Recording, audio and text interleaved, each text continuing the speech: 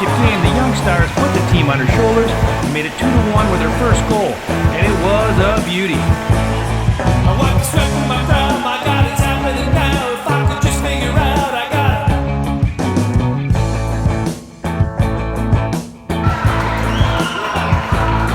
I know it takes some time. It's the Rockin' Hockey Show!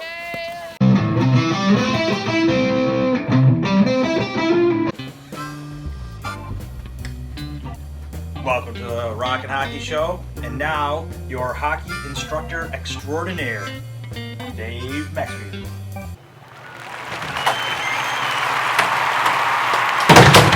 Hey, what's up all you hockey and rock and roll fans from around the globe? This is the Rockin' Hockey Show. I'm Dave Maxfield and I'm your host. Thank you. Hey, thanks to everybody that saw the first episode. It was a great show. I want to thank my good friend Frank Latuca for being on that show, but we had to follow up that shift with another great shift, and today's show is a face melt. We got NHL veteran from the Buffalo Sabres, Rob Ray. Now ready to go, Ray and Dakota.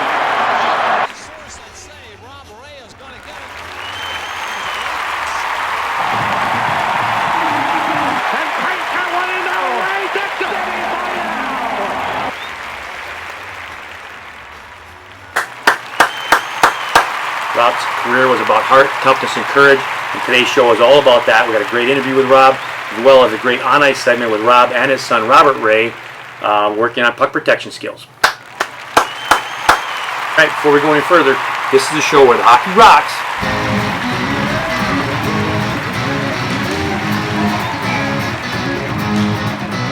And the music sucks.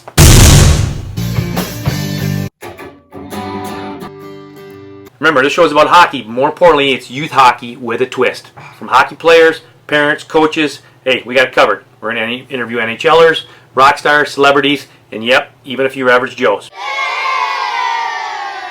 Before we get started, say hi to the band.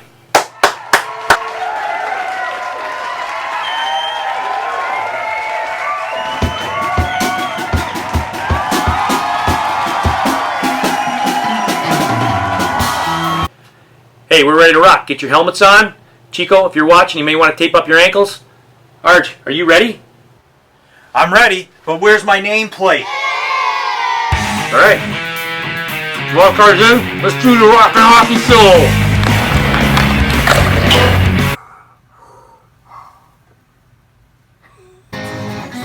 It's the Rockin' Hockey Show! Hey, welcome to the Rockin' Hockey Show. We are here live with NHL veteran Rob Ray. Rob, great to have you on the show. Thanks for being here. 900 games, 16 years. That's a pretty long career. Yeah, it's a very eventful career. It was something that was very much of a surprise, and never ever expecting to make the NHL. But feel blessed that I was able to participate as long as I did and have the success we had. And it was a dream come true. As a kid, you dreamed to be in the NHL, and I was one of the few people that dreams actually come true. Is it true that your first game was your best game? Statistically wise, it was my best game. I had a goal, assist, +3. And actually in that game, Rob Brown challenged me to a fight. And I'm like, are you kidding me? Like, I'm not fighting up here. And then all of a sudden, the very next game, everything changed from that. But now you're color commentating with the Sabres. How do you do it? How much do you enjoy that? I think it could be the greatest job you could have in hockey. Because you're around the guys all the time. You're still around the game. I love when you're between the benches because it just feels like you're right there and you're actually participating in the game. The best thing about it is I don't have to work out anymore. I get to eat all I want. It's all that kind of thing. The travel is way better than what it used to be years ago. Now you're also a recipient of the King Clancy Award. How important was that to you? That was a big thrill, and I think that was something that very special in my career. That I learned early when I came here that it's the fans that make the player. I learned that they accepted me early, and I wanted to give back. Now, you grew up in Sterling, Ontario, is that correct? Yeah, Sterling, Ontario, about 2 hours east of Toronto. Almost directly north from Rochester, right across the way. I tried to find it on the map. No, you wouldn't. Well, too small a town. So it's a very tight-knit group. I was actually the first guy to make it to the NHL out of our town. Tell us about youth hockey growing up in Sterling back when you were a boy. Well, youth hockey there, because it's such a small town, everybody that came out made the team. And it was just a matter of where you were going to play.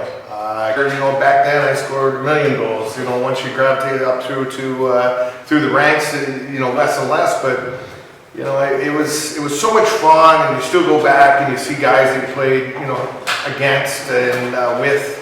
And some you look and go, how the heck did you ever play the game? And some you look at and go, man, you're a pretty good player. And Who were your favorite players growing up? Bobby Orr. I liked the Bruins when I was growing up. You were always in the driveway, and you're Yvonne Cornway, Guy Lafleur, because Now, you played 4 years in OHL.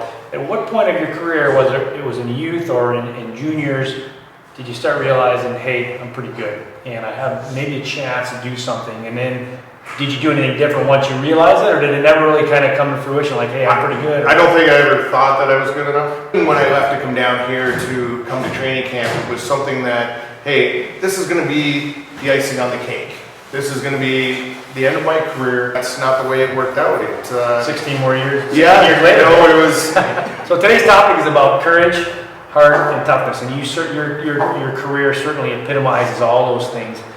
What do you think about today's player from the NHL down to youth hockey? Do they have the same toughness, courage, and heart that the players of your generation and my generation had when they come up? Unfortunately, I'd have to say no.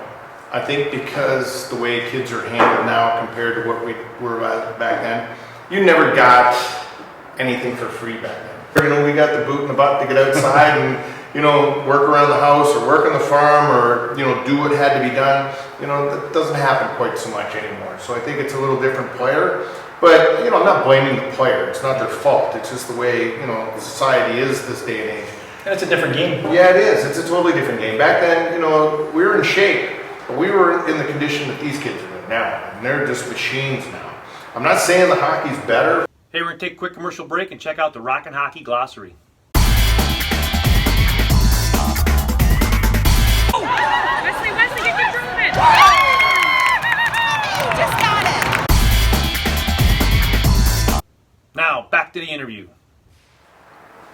Tell me a little bit about you're coaching your son. Yeah. So tell me a little about being a youth coach, hockey dad, and just a dad. You're kind of juggling 3 different hats there. How was? Well, as a dad, you want to be supportive. You want to be supportive, and but I think that as a coach, you want to make sure you get the best out of the player, and I think that you want to be critical to a point, but you don't want to take it over the line that you might with some kids, with your kids. But also being an NHL veteran too. Yeah. Like I know on our team, I don't coach my son. Okay, one of the other coaches will talk to him, and I'll talk to the other kids. So the interaction with him and I during a game or practice is maybe not the same because I'm helping the other kids and the other coaches step in, and we find that works well, especially in the games.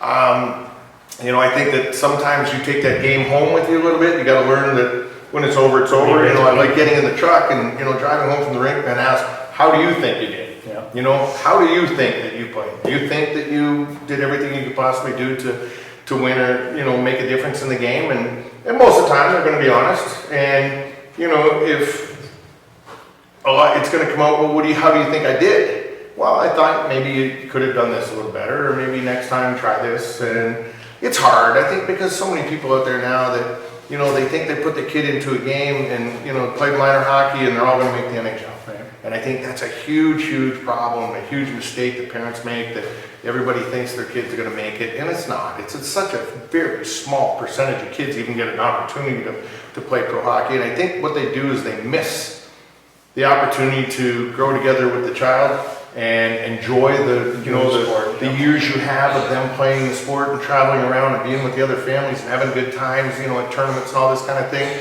that they put so much emphasis on, hey, winning, and my kid's got to make it to the NHL, or get a college scholarship or bust. And sometimes I just look at buddies and they just go overboard, and it's like, if you took money that you spend on all this craziness and put it in a bank account, and when the time comes for your kid to go to college, you could send them to any college in the country you'd want to.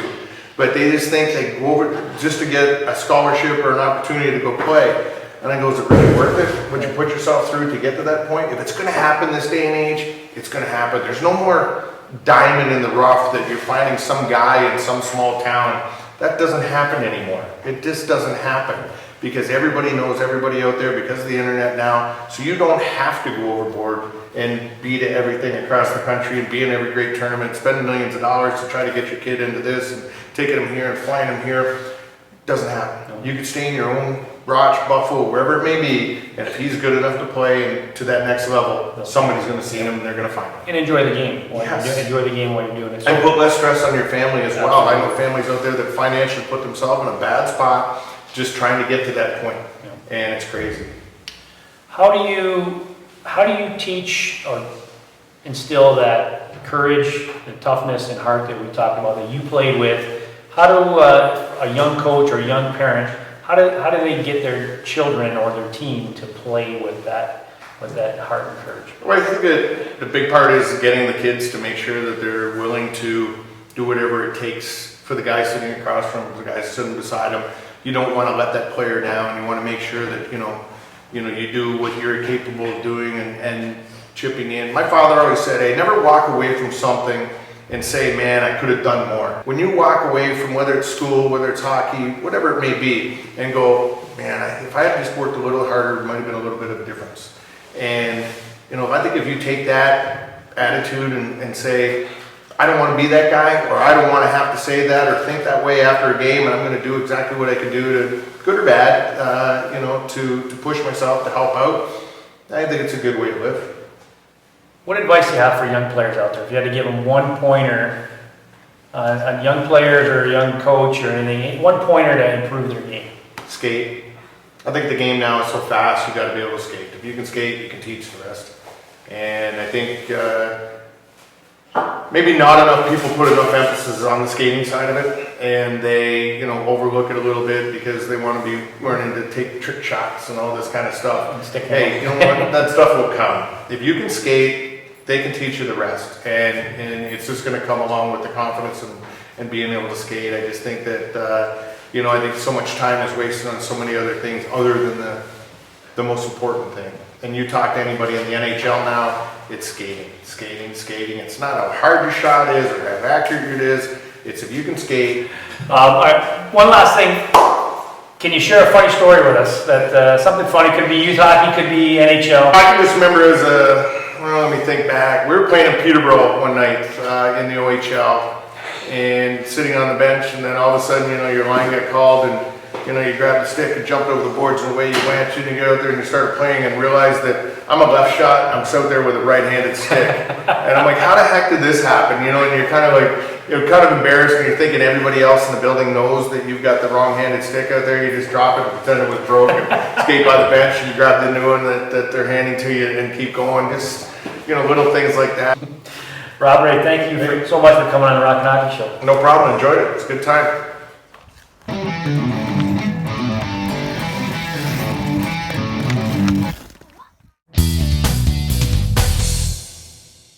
What do you think this is? Dad, can I have $2 for a Gatorade? Just a minute. Next. Time. Bring me cheese with my pretzel.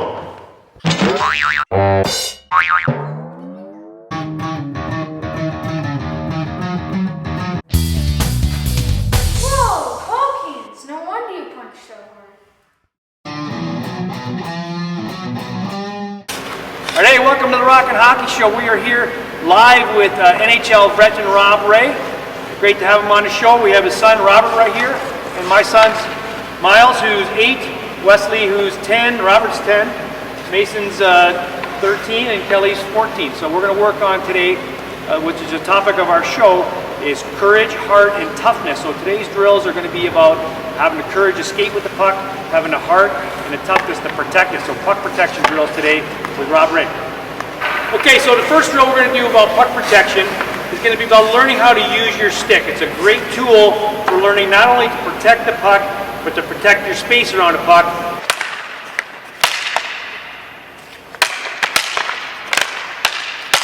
What learning how to do is have a good strong stance and use that stick to protect the puck and the space around the puck too. And I think it's important too to remind, it's not coming down and leaning really hard on your stick, because if you put all your weight on your stick like this and all of a sudden you lose it, you're gonna fall face forward, right?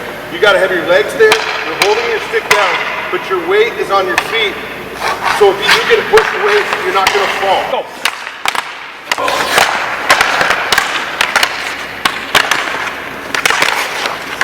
Good, okay, that was a good battle right there. Nice You job. know what the difference in that was? When you were trying to protect it, you came in and you were like this, and then you tried to protect it when he was pushing it in. When he did it to you, he bypassed the puck and just made contact with your stick. The whole idea is maybe you could just leave that puck laying there and just could prevent you from doing it. So you're almost leaving it and just taking the stick. There you go. Good, good, good. What I mean is you got to have a strong stick here. Okay? I don't want to get in a position where I can't see the puck anymore. Because remember, the whole point of protecting it is so that I can make a play after. Okay? Go. Instead of just going after your blade up the shaft a little bit, you're not going to miss right there. Okay? Now we're also going to work on learning how to use your stick and your body, again, while being in a stationary position, okay? He's going to use his leg if my stick is low, his arm if my stick is up, all right? And he might even push his butt, again, to protect the space around the puck, okay?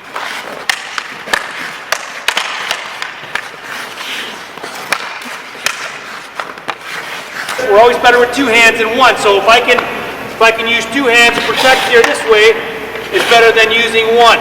Okay. I think a great point what he did when he was protecting it, you could watch his head going side to side, and he was looking to see where your stick was at all times. So we watched when he were pulling the stick to this side, he'd get his body over here quick. So he was already anticipating what was going on, instead of waiting for you to get set up and then approach.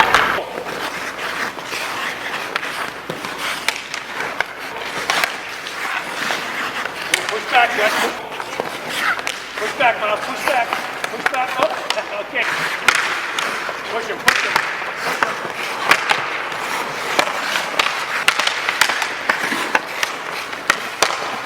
Okay, listen, you're going to face bigger, stronger players. You have to learn how to defend yourself. It's a situation like watching guys in front of the net.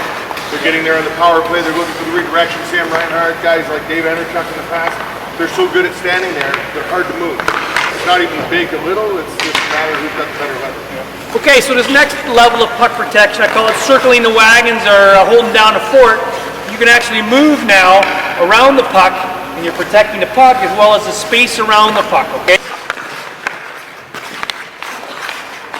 Go. Come on, Miles, push him, push him, push him, push him, push him. Push back, Ryder, push back. Oh, okay, good. That's it, good. Push back, Miles. Use your stick. There you go, good. So when you're battling, you got to be aware of not only him, but everybody else around you that could be possibly coming in and taking that punch. Push him, push him, push him back, push him back, push him back. Know where the puck is.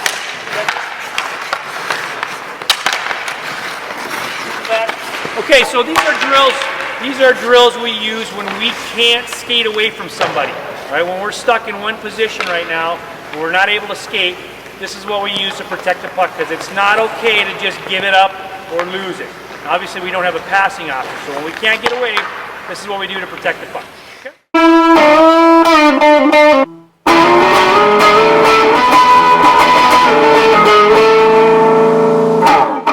Do you know when the very first game of hockey as we know it was played?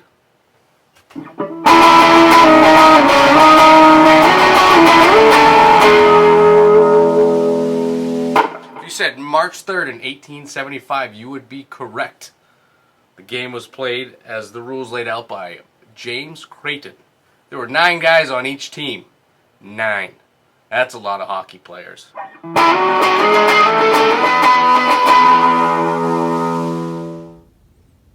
When do you guys fart? Because it smells really bad and I can't seem to move away from this spot. Hey, this is Burma for Rockin' Hockey News, and here we have our friend Becker the Checker again after his big loss against Fart Bombs. Yeah, it must have been a big lose for you, and you had a tough game, right? Well, they were actually pretty good. The funny scene was when you tripped over the blue line when there was apparently nothing to trip over. Yeah, how'd you feel about that?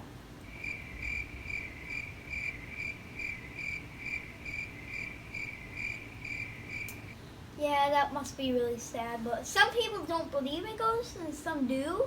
That's the thing. And, yeah, it must have been a player behind you, because I saw a player behind you and, like, he bumped into you, sort of. And your mom was shouting at you, actually at the player who bumped into you for just doing that. When you were clearly on a breakaway. Well, God must have told you, Teddy Bear, tonight, hey, give Becker the Checker some bad luck. Well, you know it's going to give you some good luck.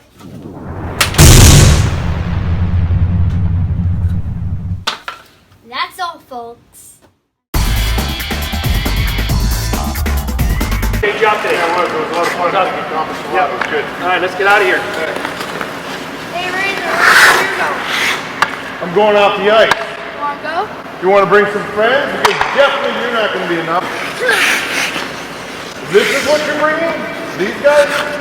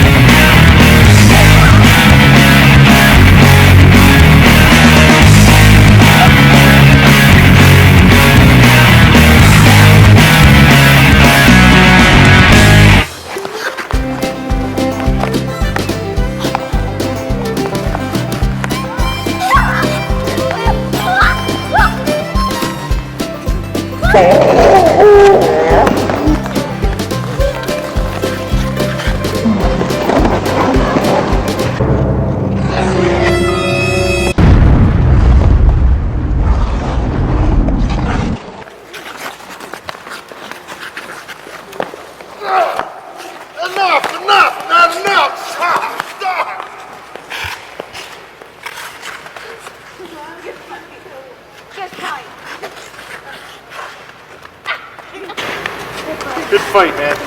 Good job out there. Good job.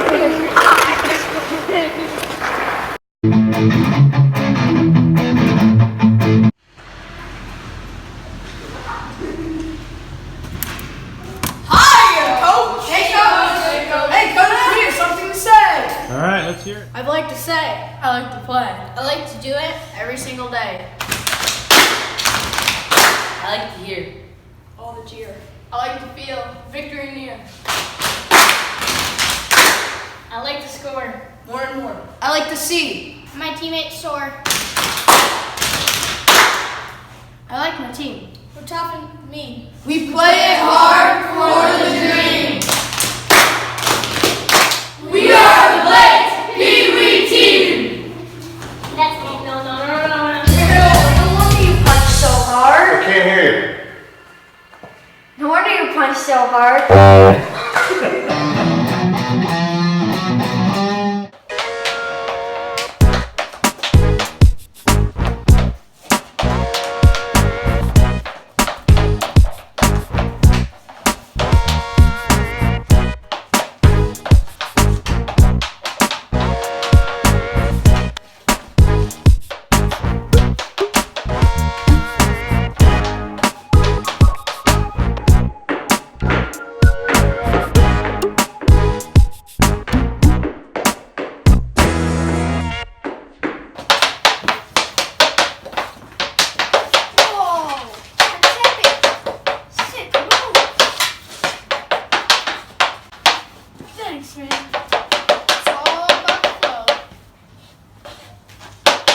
Great show today.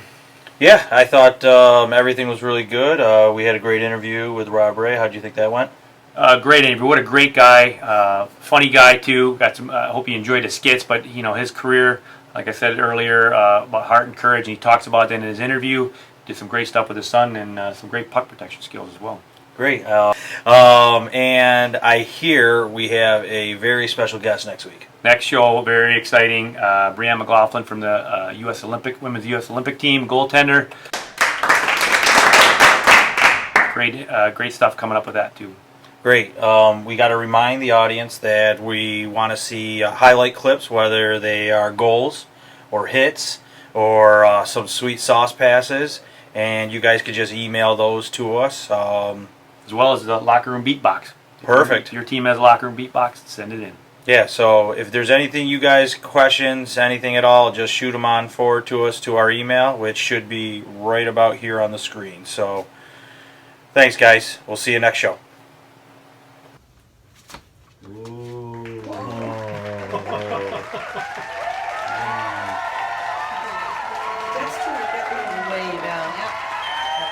It's not like the standard cup. Although I touched a gold one when I was younger. Maybe that's why. I don't do silver. Oh, that's good thing they're both silver when they came